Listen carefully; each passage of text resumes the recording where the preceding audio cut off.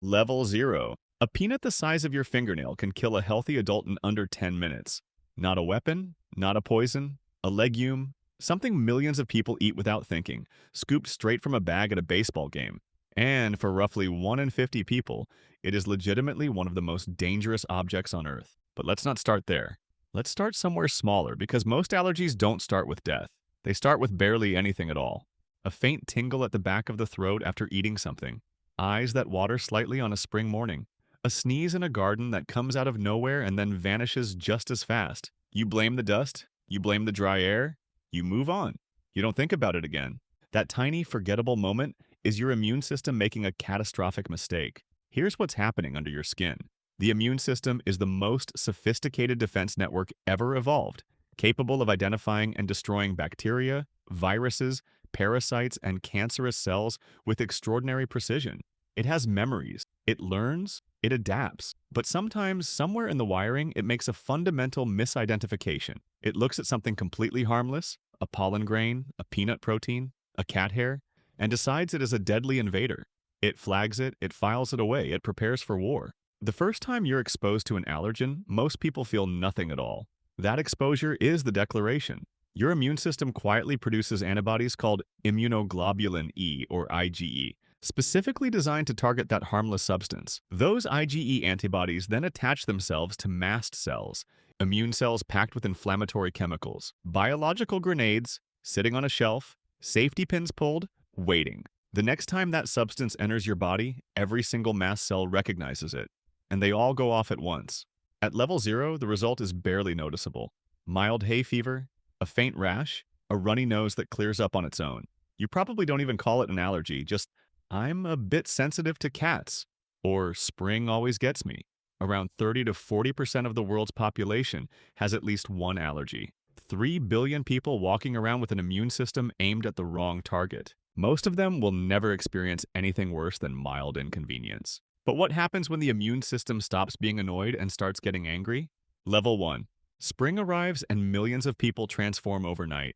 Eyes streaming, noses running like open taps, sneezing in volleys of 10, 12, 15 in a row.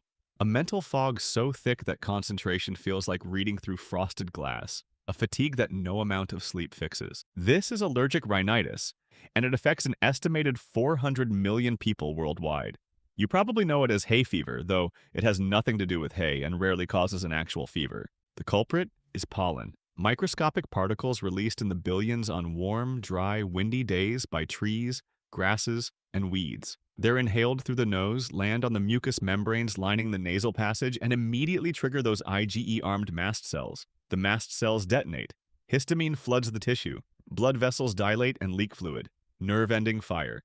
The entire nasal passage swells, inflames, itches, and floods with mucus. The misery of hay fever is so measurable that studies have shown it meaningfully impairs exam performance, reduces workplace productivity, disrupts sleep architecture, and increases car accident rates. In the UK alone, hay fever season costs an estimated 324 million lost productivity days per year. For severe sufferers, this isn't a minor inconvenience. It is a debilitating condition that consumes 2 to 4 months of their lives every single year. And it's accelerating. Rising carbon dioxide levels are causing plants to produce more pollen. Warming temperatures are extending seasons. Pollen counts in the United States have increased by roughly 21% over the last 3 decades. What used to be a seasonal nuisance is becoming a near-permanent condition in some regions. Antihistamines block the histamine response. Corticosteroid nasal sprays reduce inflammation. Immunotherapy can gradually desensitize the immune system over years of controlled exposure. But for millions, nothing works completely. The best available treatments just knock the suffering from unbearable down to merely exhausting. If pollen can reduce hundreds of millions to streaming, sneezing misery from the outside, imagine what happens when the trigger gets inside you. Level 2. You eat a meal, it tastes fine. 15 minutes later, something begins. Your lips tingle, your tongue feels slightly thick. A rash spreads across your forearms, your stomach cramps with a sudden, sharp intensity. Your throat feels just slightly tighter than it should. Welcome to a food allergy reaction. And this operates at a completely different level than sneezing at pollen. Food allergies affect roughly 220 to 250 million people worldwide, and unlike hay fever, they cannot be managed by staying indoors on high-count days. Food is everywhere. Social life is built around it. Restaurants, birthday parties, school lunches, office snacks. Every single meal is a potential threat for someone with a serious food allergy.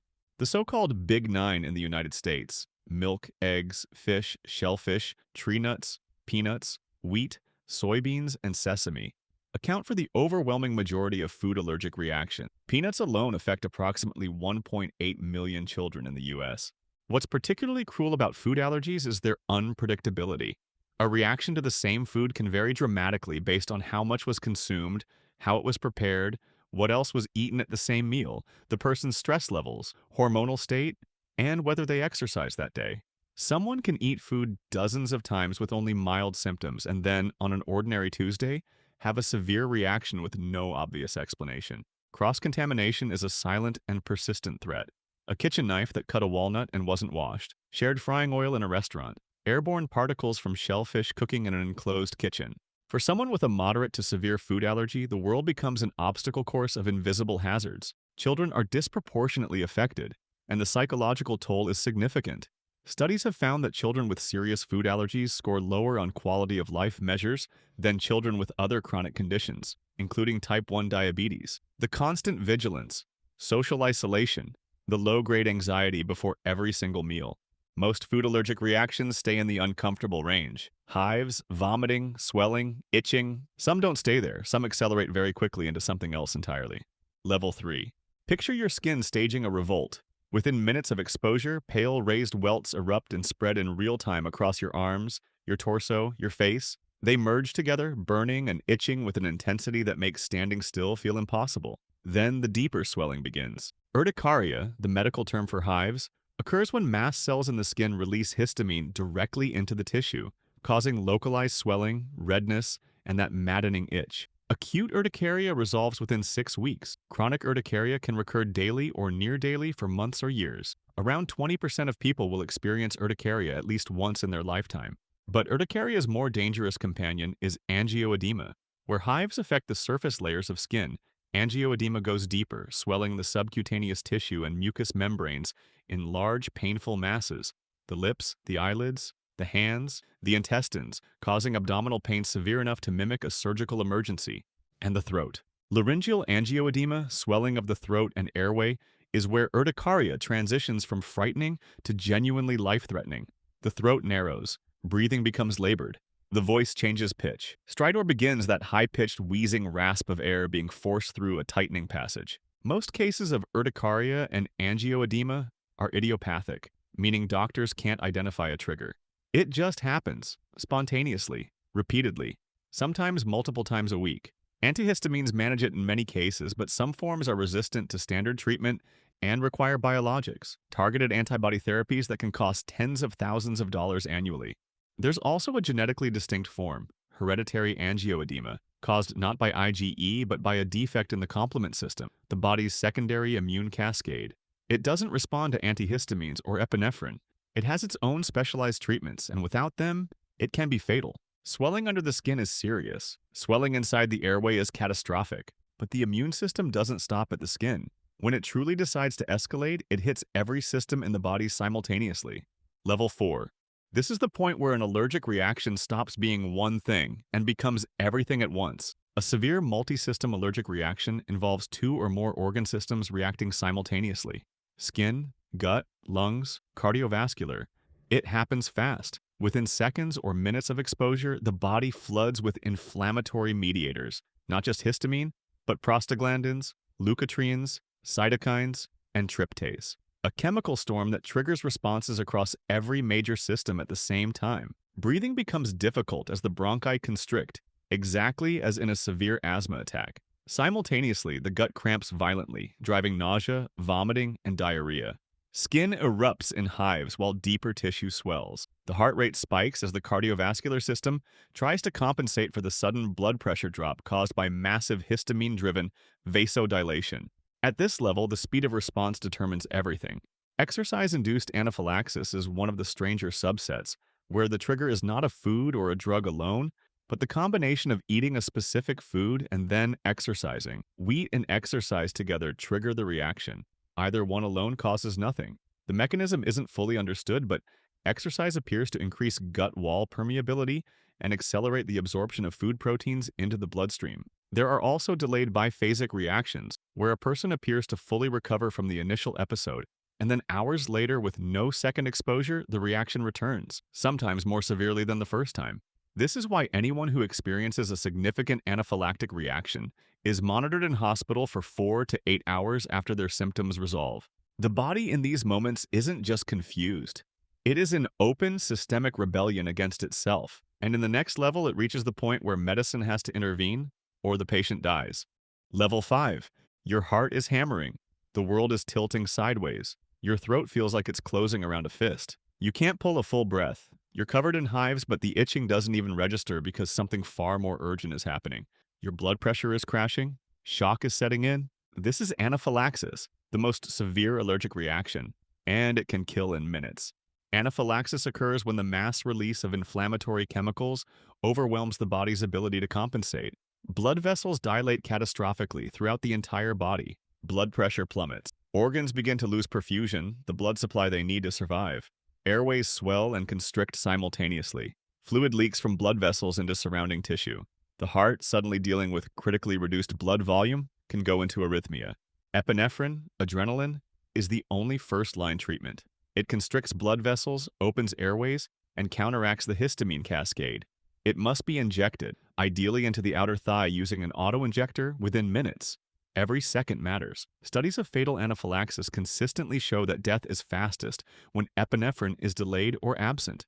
Around 200,000 people are admitted to emergency rooms in the U.S. for anaphylaxis each year. An estimated 1,000 to 1,500 die annually. Most of those deaths involve a delay in epinephrine administration, lack of access to an auto-injector, or a second biphasic reaction that struck after the patient appeared to have recovered. The most dangerous triggers for fatal anaphylaxis are peanuts, tree nuts, shellfish, insect stings, and certain medications, particularly penicillin and NSAIDs. What's most terrifying is that prior reaction severity doesn't predict future severity. Someone who has only ever had mild reactions can experience fatal anaphylaxis on their very next exposure. There is no test that tells you how bad the next one will be, but there's something even more harrowing than a reaction that happens too fast to stop. What about a reaction that epinephrine itself cannot reverse? Level 6. The patient received epinephrine, then a second dose, then a third. Blood pressure is still crashing, the airway is still closing. The standard treatment is not working. This is refractory anaphylaxis, and it represents the most critical, most dangerous presentation in all of allergy medicine. In a standard anaphylaxis case, epinephrine reverses the reaction within minutes. The patient stabilizes, is monitored, and goes home. In refractory anaphylaxis, the physiological cascade has progressed beyond what epinephrine alone can reverse. The inflammatory storm has taken on a self-sustaining momentum that outlasts the drug's effects.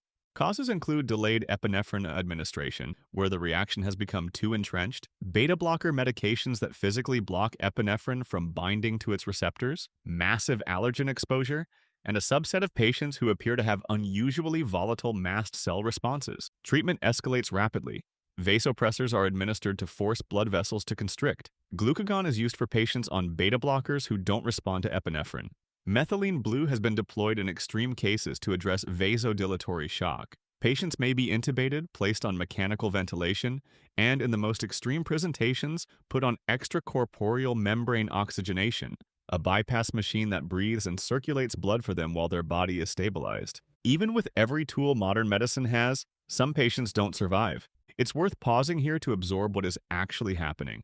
The immune system, an architecture that evolved over hundreds of millions of years specifically to protect you, has in these moments become the single most dangerous thing in the room. It is more lethal than the allergen, more lethal than any infection it was designed to fight. The system built to save you is the thing trying to kill you. But even refractory anaphylaxis is a known entity. Medicine has protocols. There are rarer, stranger cases where the immune system takes a form no existing protocol was written for. Level 7. These patients arrive at emergency rooms confused and frightened because their reactions don't follow any recognizable pattern. They react to heat, to cold, to vibration, to pressure, to emotional stress, to exercise, sometimes to nothing they can identify at all. Their immune responses are diffuse, unpredictable, and triggered by the ordinary act of being alive. Mast cell activation syndrome, or MCAS, is a condition in which mast cells are fundamentally dysregulated. They activate too easily, too often, and sometimes completely spontaneously. The result is a person experiencing recurring, multi-system symptoms consistent with anaphylaxis, triggered by stimuli that would never cause a reaction in a normal immune system. MCAS is distinct from mastocytosis, a rarer condition where the body simply produces too many mast cells. In MCAS, mast cell numbers are usually normal. The cells themselves are hypersensitive and volatile. They fire at the slightest provocation, or no provocation at all. The diagnostic criteria are still being refined. MCAS was formally defined and given official diagnostic criteria only in 2010, and the medical community continues to debate its boundaries and its true prevalence. Some researchers believe it is dramatically underdiagnosed. Others believe the diagnostic criteria are still too loosely applied. For patients with severe MCAS, daily life is a minefield.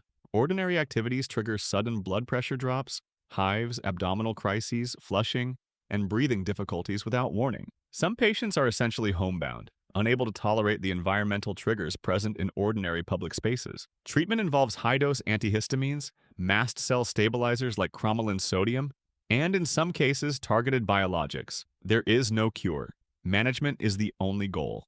And then, at the outermost edge of the allergy spectrum, there are reactions caused by something so unexpected that doctors spent years failing to connect the dots. Level 8. In the early 2000s, doctors began noticing something that made no immediate sense. Patients were developing severe allergic reactions to red meat, not immediately after eating, but 3 to 6 hours later in the middle of the night while they were asleep. And when researchers mapped the cases geographically, they clustered in regions with high Lone Star tick population. A tick bite was giving people a meat allergy. Alpha-gal syndrome is caused by a carbohydrate molecule called a galactose alpha-1, 3-galactose, present in the saliva of certain ticks, primarily the Lone Star tick in the US and various ixodes species globally. When the tick bites a human, it injects this molecule along with anticoagulants, and the immune system mounts an IgE response against it. The critical detail is this. Alpha-gal is also present in the tissues of all non-primate mammals: beef, pork, lamb, venison, rabbit. After developing alpha-gal syndrome, a person cannot eat red meat without triggering a delayed allergic reaction hours later. The timing makes it one of the most diagnostically confusing allergies in medicine. Reactions occur in the early hours of the morning with no obvious recent trigger, because the meat eaten at dinner didn't cause a problem until 3 a.m. Many patients go undiagnosed for years, dismissed with explanations of stress, anxiety, or idiopathic urticaria. Cases have surged in recent decades, tracking directly with expanding tick populations. It is now estimated that over 450,000 Americans may have alpha-gal syndrome, with the majority still undiagnosed.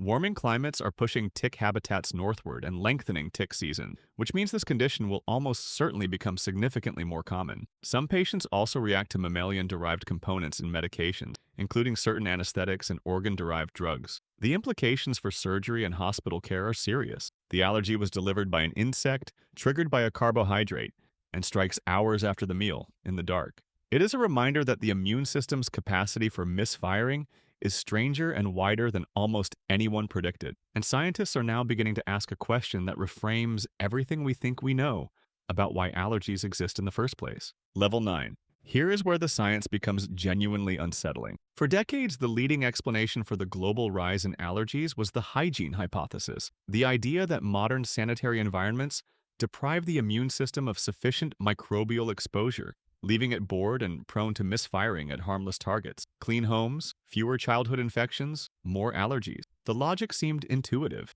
It is, researchers now believe, only partially correct. The more precise emerging picture is the old friends hypothesis. The immune system co-evolved over millions of years with specific parasites, particularly helminths, intestinal worms that were endemic in human and pre-human populations throughout all of evolutionary history. These parasites occupied and actively downregulated the IgE immune pathway. Without them, that pathway has nothing to do and turns on pollen, peanuts, and cat dander instead. Clinical trials are currently underway investigating whether controlled exposure to helminths, specifically Trichuris suis ova, pig whipworm eggs, can suppress allergy and autoimmune disease in humans. Early results are genuinely intriguing. The idea of deliberately introducing parasites to cure a peanut allergy is extraordinary, and it might actually work. Microbiome research is revealing that the specific bacteria present in an infant's gut during the first years of life have a profound effect on how the immune system learns to categorize the world. Children born by cesarean section have different early microbiomes and measurably higher allergy rates. Children raised with pets and exposed to farm environments have lower ones. The microbial landscape of your first 2 years may determine whether your immune system learns to tolerate the world or spend its entire existence at war with it. Oral immunotherapy is reshaping food allergy treatment. By consuming incrementally increasing doses of an allergen under medical supervision, patients' immune systems can be gradually retrained toward tolerance. FDA-approved protocols now exist for peanut allergy in children. Research is advancing for milk, egg, and other foods. This is not a cure, but for families who have lived in daily fear for years, it is transformative. And then there is a line of research so ambitious it sounds like something from decades in the future. Scientists are investigating whether the immune memory behind an allergy can be selectively erased, identifying and eliminating specific IgE-producing B cells without disrupting anything else in the immune system, removing the allergy at the source. No current therapy can do this. It may be achievable within the next decade. And then there is a question some researchers are now beginning to ask quietly, carefully, because the implications are significant. What if allergies aren't a malfunction at all? The IgE pathway, the antibodies, the mast cells, the violent inflammatory cascade is ancient, far older than peanuts, pollen, or cats. Some immunologists now believe it evolved specifically to detect and expel venoms and toxins, that an allergic reaction is, at its core, the body executing a purge protocol. The vomiting, the diarrhea, the tears, the mucus, the skin desperately expelling something, it is identified as a chemical threat. Seen through that lens, anaphylaxis isn't a broken response. It's a correct response to the wrong target, which means the immune system isn't confused. It's remembering something. A threat from a world that no longer exists, one that shaped our biology so deeply that no amount of antihistamines or epinephrine pens has ever fully undone it. If that's true, the immune system isn't broken. It's haunted.